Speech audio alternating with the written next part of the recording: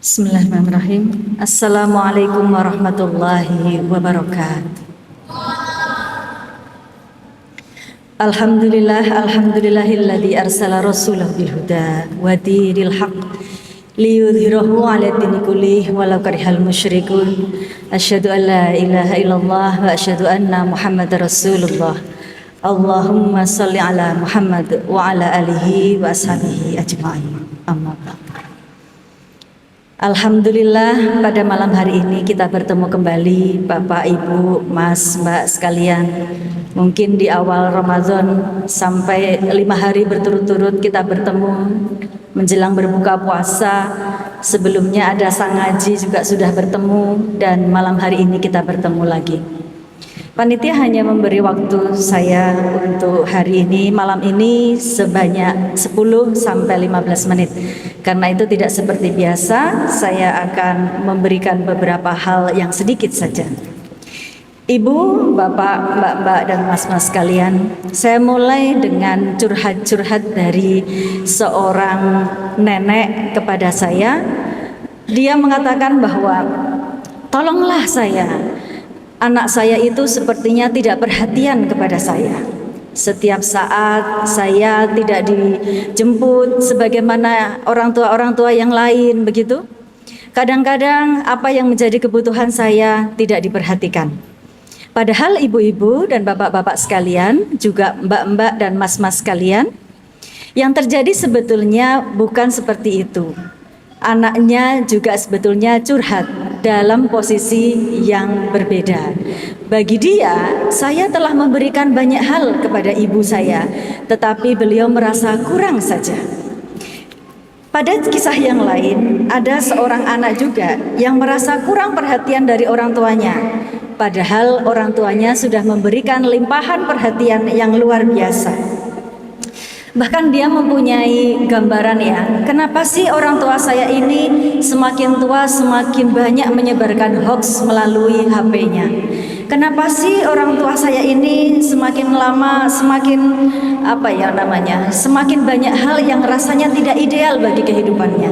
Dan ada banyak lagi bapak-bapak, ibu-ibu, mas-mas dan juga mbak-mbak yang sampai kepada saya curhatan seseorang yang sudah senior tentang anak-anaknya, tentang cucu-cucunya yang masih lebih muda di bawahnya. Juga sama curhatan seorang remaja, seorang anak tentang apa yang dialami oleh orang tuanya. Ibu-ibu, mbak-mbak, mas-mas, bapak-bapak sekalian, yang semacam itu namanya adalah misunderstanding, atau yang disebut dengan ketidakpahaman, atau ada ketidaksambungan antar generasi. Nah, malam ini kita coba akan mengupas, ya, kenapa bisa terjadi ketidaksambungan antar generasi itu. Kalau saya belajar pada Pak Dilte. Pak Dilte itu seorang ahli pemahaman. Dia mengatakan yang namanya ketidaksambungan itu atau misunderstanding itu ada 2. Yang pertama karena memang tidak disengaja.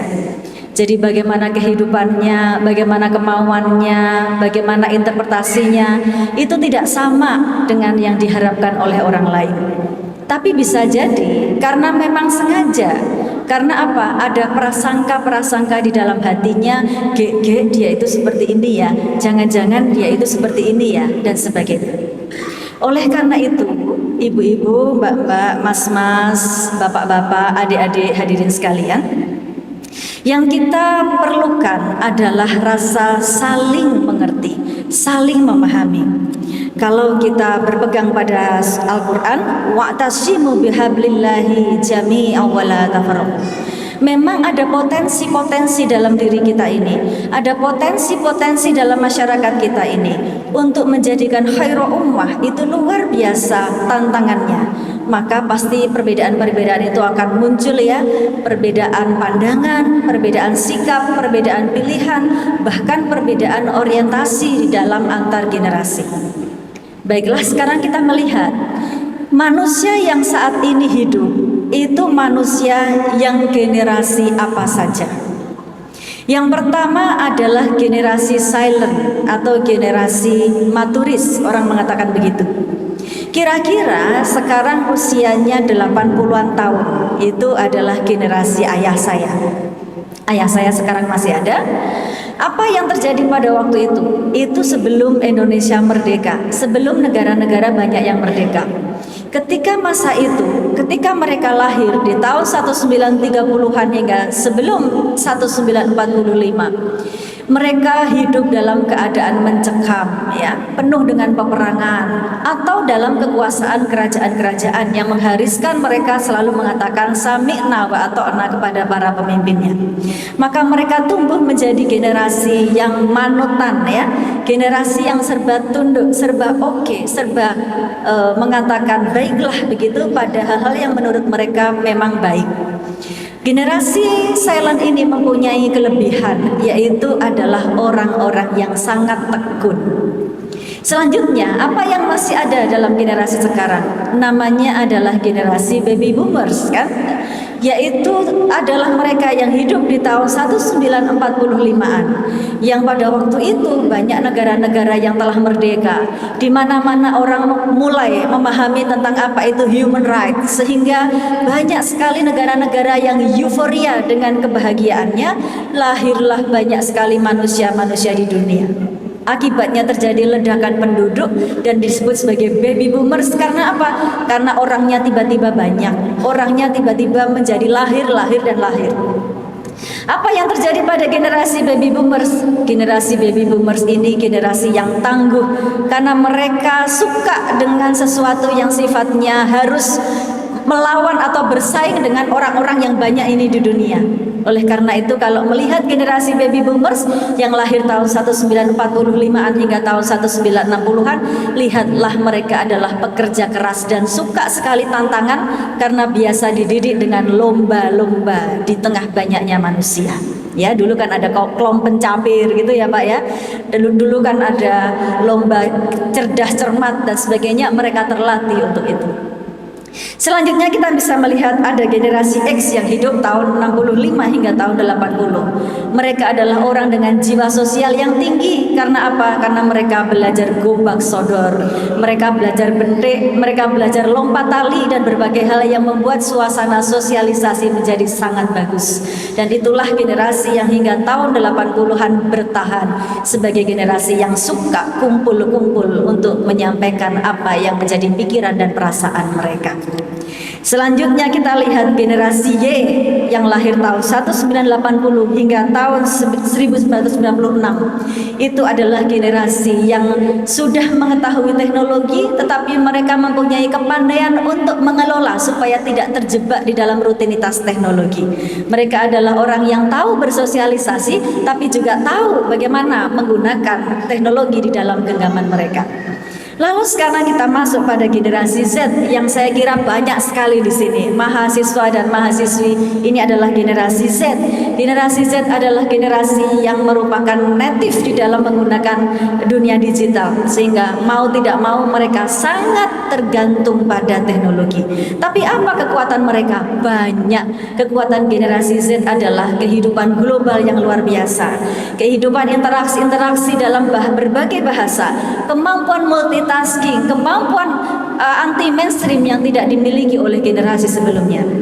Belum lagi nanti ada kehadiran generasi Alpha, Bapak Ibu sekalian, yang juga memiliki kecanggihan teknologi yang luar biasa. Yang baru lahir tahun 2025 ada generasi Beta namanya. Mereka juga mempunyai karakter yang berbeda. Kita hidup bersama-sama dalam setiap generasi. Tidak mungkin storage of mind-nya sama. Tidak mungkin ada kesesuaian antara generasi silent, baby boomer, X, Y, Z hingga Alpha dan juga Beta. Tidak mungkin. Oleh karena itu, yang kita pegangi adalah Al-Quran. Al-Quran mengajarkan bahwa di dalam perbedaan-perbedaan itu kita harus selalu menjadi sesuatu yang khairu ummah, menjadi sesuatu yang satu. Kita memang tak sama, tapi kita harus sama.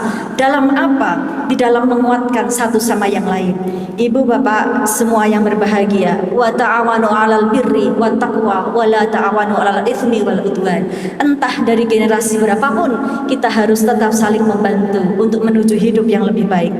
Dan ingatlah bahwa tidak ada manusia yang ingin direndahkan satu dengan yang lainnya. Mungkin saat saya berdiri di sini selama 5 hari kemarin, saya sudah banyak menguraikan tentang bagaimana Al-Quran mengajarkan kita tentang sikap-sikap interaksi antara satu orang dengan orang yang lain. Saya sudah menyampaikan An-Nahl 125 yang mengharuskan kita bermau'idhah hasanah. Saya juga sudah menyampaikan tentang jembatan keledai dari surat An-Nisa dan surat Al-Isra. Basama malaka, ya, apa itu kunci-kunci di dalam kita berinteraksi. Malam hari ini saya sampaikan bahwa ketika kita berhadapan dengan generasi berapapun, maka kita harus saling menghargai. Ada 3 kata kunci yang kita pegangi dalam surat Al-Hujurat ayat 11 Bapak Ibu sekalian. Yang pertama adalah la yashor. Kita tidak boleh mengolok-olok satu dengan yang lain. Bapak sih, nenek sih dari generasi tua, atau yang tua mengatakan dasar generasi Z, tidak boleh. Dasar generasi Alpha, tidak boleh, karena la yashor. Kita tidak boleh saling mengolok-olok. Yang kedua adalah la talmizu. Kita tidak boleh untuk saling mencela apa yang dilakukan, karena tadi prinsipnya setiap generasi mempunyai kekuatan dan juga kelemahannya masing-masing.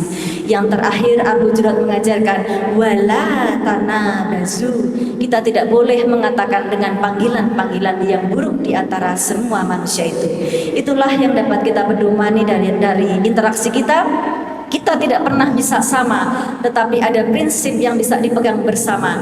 Tidak ada orang yang mau direndahkan, tidak ada orang yang mau dihinakan. Yang dia mau adalah dihargai apapun yang menjadi latar belakang dan sebab-sebab pemikirannya. Itu saja yang dapat saya sampaikan, mudah-mudahan bermanfaat. Wa'tasimu bihablillahi jami'an wa la tafarraqu. Assalamualaikum warahmatullahi wabarakatuh.